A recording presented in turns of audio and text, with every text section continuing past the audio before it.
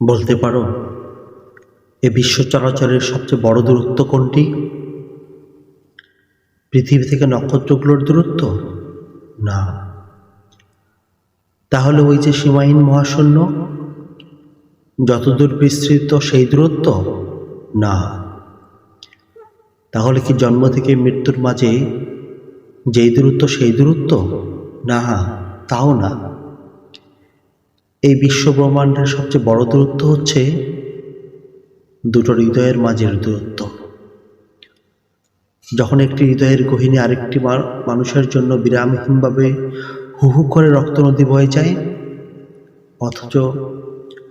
অথচ সেই আরেকটি মানুষ সেই মানুষটার অতি নিকটে থেকেও থেকে যায় অনুভূতিহীন নির্বিকার হৃদয় শূন্য। একটি মানুষ দিনের পর দিন ঘুমহীন রাত পার করে দেয়, তিলে তিলে হয়ে যায় কঙ্কালসার রুগ্ন,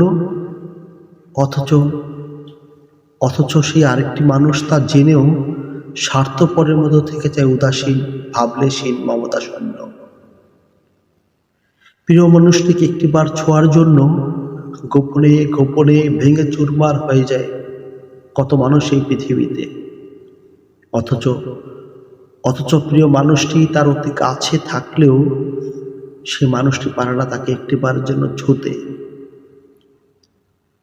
একটি মানুষ দিব্যি হাসছে, আনন্দ করছে, খেলছে, দৌড়াচ্ছে,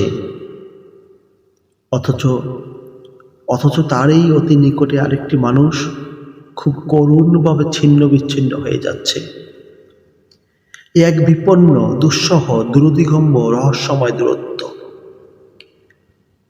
এই জগৎ সংসারের সব দূরত্বই একসময় অতিক্রম করা যায়, যত বড়ই হোক না সে দূরত্ব। কিন্তু দুটি হৃদয়ের মাঝে এই অদৃশ্য দুষ্প্রবেশ অতি কাছের দূরত্ব কখনই অতিক্রম করা যায় না। দিনে দিনে তা একেবারে ক্রমান্বয়ে বাড়তে বাড়তে একসময় তা হয়ে যায় ম্লান, নিশ্চিহ্ন। অনেক ধন্যবাদ। আমার আবৃত্তি যারা শুনলেন, তাদের কাছে যদি আমার আবৃত্তি ভালো লেগে থাকে তবে বিনীত অনুরোধ, আবৃত্তিটা অন্যান্যকে শোনার সুযোগ করে দিবেন। মেলোডি রিভিউর সাথেই থাকুন। আপনাদেরকে আরও নতুন নতুন আবৃত্তি শোনাবো ইনশাল্লাহ। আজকের জন্য আল্লাহ হাফেজ। আসসালামু আলাইকুম ওয়া রাহমাতুল্লাহি ওয়া বারাকাতুহু। দেখা হবে ইনশাল্লাহ।